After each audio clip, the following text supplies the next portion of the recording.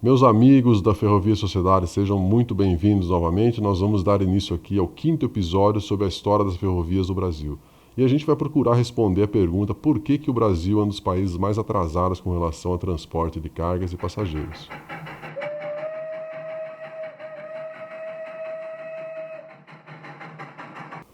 Muito bem, neste 5º episódio nós vamos estar dando continuidade à explicação sobre a periodização das ferrovias brasileiras, né? Então, no episódio anterior, eu falei para vocês que o primeiro período, que é o período de desenvolvimento das ferrovias, ele começou em 1854, com a construção da primeira ferrovia no Brasil, e foi até 1957, com a criação da Rede Ferroviária Federal S.A. Então, esse é o primeiro período. O segundo período, que eu vou estar explicando um pouquinho para vocês agora, né? Ele é o período da decadência e readequação das ferrovias, que começa em 1957, com a criação da Rede Ferroviária Federal, e vai até 1996, quando as ferrovias são privatizadas e transferidas para a operação da iniciativa privada. Então, esse é o segundo momento que eu vou estar explicando para vocês, né? Então, o segundo período ele começou em 1957 com a criação da Rede Ferroviária Federal, mas ela foi motivada principalmente por conta da crise de 1929, que foi um momento que nós tivemos grandes transformações sociais no Brasil, e uma delas foi a decadência do café.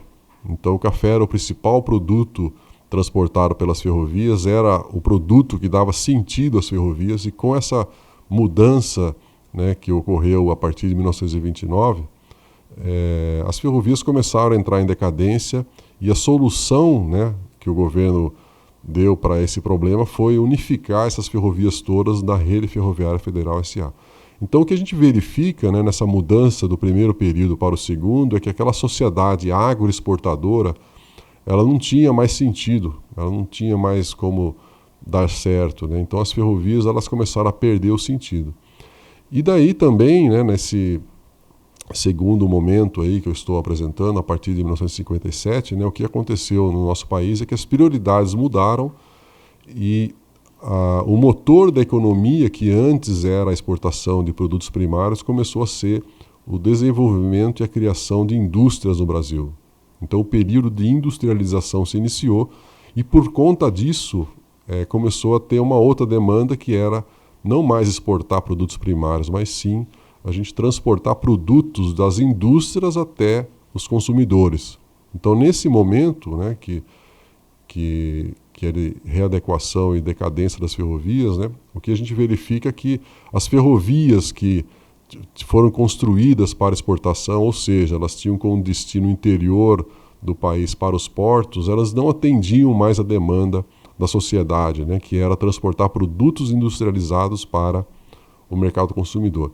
Então, isso é uma das explicações que mostra que a demanda da sociedade alterou bastante e, por conta disso, as ferrovias perderam totalmente o sentido aí, né, na segunda metade do século XX. Então, essa é uma das explicações que eu acredito que seja muito mais interessantes e muito mais próximos da realidade do que simplesmente falar que foi o rodoviarismo que fez com que as ferrovias entrassem em decadência. O que a gente verifica também nesse segundo período é que as atividades econômicas começaram a migrar das ferrovias para as rodovias. E as rodovias começaram a ser construídas e planejadas em todas as regiões do Brasil, né? E esse segundo período também ele se encerra quando as prioridades da década de 80 e 90 também se alteram. Então nós temos aí uma grande mudança aí das demandas sociais, né, que depois hoje a gente entende muito melhor, né, que são as demandas de exportação de commodities. Então, na década de 80 e 90, as coisas se alteram novamente e, por conta disso, por conta da necessidade de exportação de commodities, as ferrovias se tornam necessárias novamente. Então, o que a gente percebe, na verdade, é que com o final desse segundo momento aí, as prioridades da sociedade se alteram novamente e daí nós temos aí uma nova demanda, que é a exportação de commodities, e daí as ferrovias se tornam importantes novamente, né? Então, o que eu queria dizer para vocês, como resumo desse vídeo, né, é que nesse segundo momento, que vai de 1957 até 1996, nós tivemos aí uma prioridade de integração do território nacional para distribuição de produtos. E para isso é muito importante a gente construir rodovias, porque as ferrovias não tinham mais como atender essa demanda social, porque as ferrovias estavam interligando regiões produtoras do interior do país para os portos, né? Muito bem, já chegando ao final aqui desse 5º episódio, eu queria, como sempre, apresentar alguns livros para vocês, né?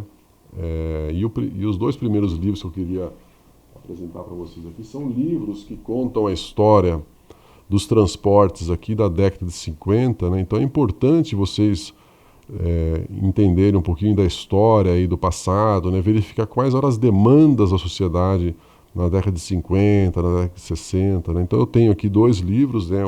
Esse aqui é Aspectos dos Transportes do Brasil.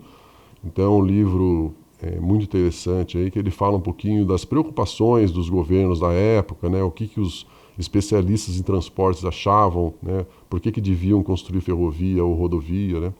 Então aqui eles apresentam aqui algumas informações muito interessantes, principalmente os objetivos de você construir uma infraestrutura, porque hoje a gente pensa muito em usar a ferrovia para transportar commodities, tudo, né? Aqui nesses livros, né, eles tinham outras preocupações de integração territorial, de integridade do território, de segurança nacional, né? Então tem um outro livro aqui do Oswaldo Gordilho, Os Transportes no Brasil, né? Então são livros que são muito interessantes e vale você consultar e saber o que essas pessoas falavam sobre transportes no passado, né? Também tem um outro livro aqui muito interessante, né, do Golbery do Couto e Silva, que é Geopolítica e Poder, que também fala muito sobre a questão do território, a importância de você integrar o território. E tem aqui um mapa aqui que explica um pouco sobre a questão do Brasil arquipélago, né? Então nós temos aqui um mapa muito interessante aqui que fala um pouquinho sobre essa questão dos problemas territoriais, né, que nós tínhamos aqui no século XX, né?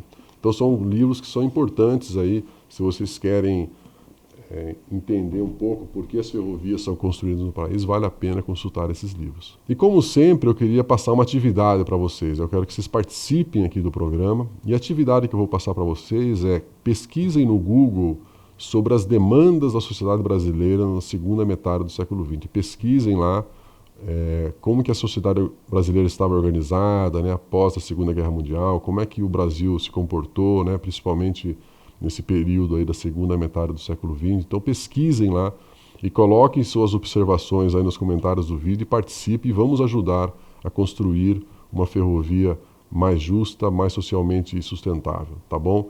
Eu queria agradecer mais uma vez a presença de todos vocês aí, espero que vocês estejam gostando das informações e a gente se vê no próximo episódio. Muito obrigado, até a próxima.